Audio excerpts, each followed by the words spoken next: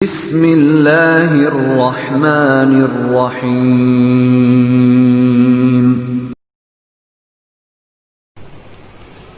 السلام علیکم ورحمۃ اللہ وبرکاتہ۔ الحمد للہ رب العالمین والصلاة والسلام علی خیر خلقہ محمد وآلہ وصحبہ اجمعین ومن تبعهم بإحسان إلى يوم الدین وبعد۔ اعوذ باللہ من الشیطان الرجیم، بسم اللہ الرحمن الرحیم۔ یا بنی آدم خذوا زینتکم عند کل مسجد۔ ناظرین کرام، برادران اسلام، میرے عفت مآب ماؤں، بہنوں اور بیٹیوں، آج کے درس کا موضوع ہے نماز میں ساتر اور اچھے کپڑے پہنے۔ نماز کی صحت کے لیے مرد و خواتین دونوں کے لیے ایسے کپڑوں کا استعمال ضروری ہے جس سے ان کا ستر چھپ جائے۔ اگر ستر عورت نہ ہو تو نماز درست نہ ہوگی۔ مردوں کے لیے ستر ناف سے لے کر کے گھٹنوں تک ہے۔ نماز میں جسم کے ان حصوں کا کپڑوں سے چھپانا ضروری ہے۔ اس کے ساتھ مردوں کے لیے یہ بھی ضروری ہے کہ نماز کی حالت میں ان کے کندھے بھی کپڑوں سے ڈھپے رہے، جیسا کہ صحیح بخاری کی حدیث ہے۔ اللہ کے نبی صلی اللہ علیہ وسلم نے ارشاد فرمایا، لا يصلي احدكم في الثوب الواحد ليس على عاتقه شيء، یعنی تم میں سے کوئی ایک کپڑے میں نماز نہ پڑھے اس طرح کہ اس کے کندھے پر کچھ نہ ہو۔ معلوم ہوا کہ مرد کے لیے ستر عورت کے ساتھ نماز کی حالت میں کندھوں کا چھپانا بھی ضروری ہے۔ عورت کا پورا جسم ستر ہے۔ اللہ کے نبی صلی اللہ علیہ وسلم کی حدیث ہے کہ المرأۃ عورۃ، یعنی عورت کا پورا جسم چھپانے کی چیز ہے، اس کو چھپا کر کے رکھنا چاہیے۔ اور اگر خاتون کوئی عورت اپنے گھر کے اندر اپنے شوہر اور محرم رشتہ داروں کے درمیان نماز پڑھے تو اس کے لیے ضروری ہے کہ چہرہ اور دونوں ہتھیلیوں کے علاوہ پورے جسم کو چھپا کر کے رکھے۔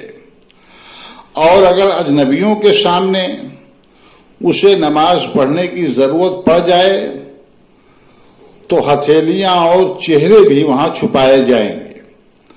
گویا گھر میں شوہر یا محرم مردوں کی موجودگی میں عورت اپنے سر اور پاؤں سمیت، یعنی سر بھی پورا چھپائے گی، پیر بھی چھپائے گی اور پورے جسم کو چھپائے گی سوائے چہرے اور ہتھیلیوں کے۔ اور جہاں اجنبی مردوں کے آنے جانے کا سلسلہ ہو وہاں وہ چہرے اور ہتھیلیوں کو بھی حالت نماز میں چھپائے گی۔ نماز پڑھنے والے مردوں اور خواتین دونوں کے لیے ضروری ہے کہ ان کا کپڑا اتنا موٹا ہو جو مردوں کے ستر اور کندھوں کو اور عورتوں کے پورے جسم کو چھپا لے۔ گویا بہت باریک اور شفاف ایسا کپڑا جس سے ستر عورت ممکن نہ ہو اور جسم کا حصہ نظر آئے، اس کپڑے میں نماز درست نہیں ہے۔ خاص طور پر عورتوں کو اپنے دوپٹے کا خاص خیال رکھنا چاہیے کہ دوپٹہ اتنا شفاف اور باریک نہ ہو کہ دوپٹہ اوڑھنے کے باوجود ان کا سر اور سر کے بال نظر آئیں۔ اگر مردوں کے اوپر ایسے شفاف کپڑے ہوں، ایسے باریک کپڑے وہ زیبتن کیے ہوں تو ان کے لیے ضروری ہے کہ نیچے ہاف آستین بنیان، پائجامہ، لنگی یا پینٹ ضرور پہن لیں تاکہ کندھے اور پوشیدہ مقامات چھپ جائیں اور باریک کپڑوں کی وجہ سے وہ نظر نہ آئیں۔ آج کل بہت سے نوجوان جینس پینٹ اور چھوٹی ٹی شرٹ پہن کر نماز کے لیے آتے ہیں۔ ان میں سے اکثر لوگوں کا سطر عموماً رکوع اور سجدے کی حالت میں کھل جاتا ہے، یہ ہمارا مشاہدہ ہے، اور میں نے بار بار لوگوں کو اس کے اوپر متنبہ کیا ہے۔ اس سے ان کی نماز نہیں ہوتی۔ ان لباسوں کا استعمال کرنے والوں کے لیے ضروری ہے کہ وہ احتیاطاً نیچے لمبی بنیان پہن کر اسے ان کر لیں تاکہ رکوع اور سجدے میں ان کا سطر کھلنے نہ پائے۔ نماز کی حالت میں ایسا ساتر لباس تو پہننا ضروری ہے جس سے ستر عورت ہو سکے۔ اسی طریقے سے افضل اور بہتر ہے کہ نماز کے لیے آتے ہوئے ایک مرد مومن، ایک مسلمان، ایک نمازی اچھے اور بہتر کپڑے پہن کر کے آئے۔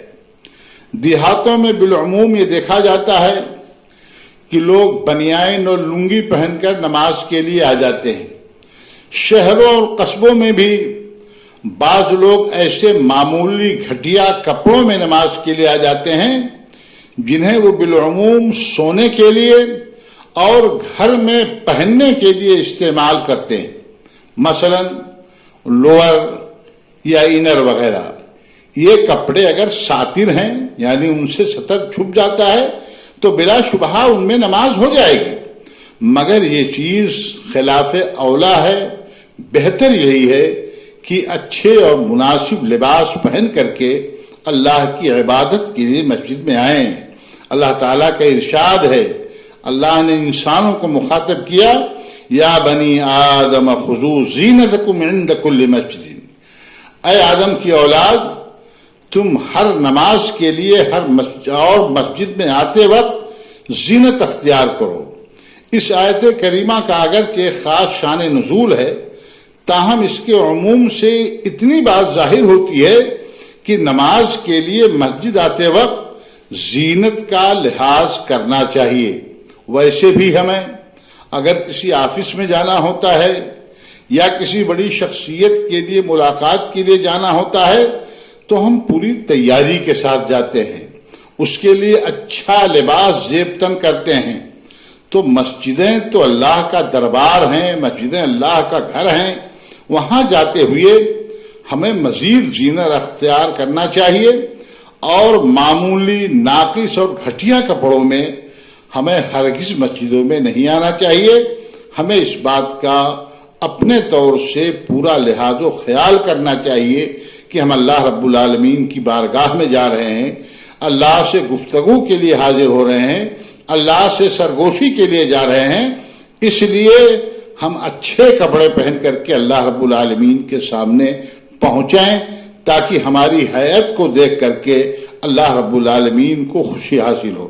اللہ تعالی ہمیں نماز میں ساتر اور اچھے کپڑے پہننے کی توفیق بخشے، اور ہماری نمازوں کو اللہ رب العالمین قبول فرمائے، اور کوئی کمی کوتاہی رہ جائے تو اللہ رب العالمین اس سے درگزر فرمائے۔ آمین۔ وآخر دعوانا ان الحمد للہ رب العالمین، والسلام علیکم ورحمۃ اللہ وبرکاتہ۔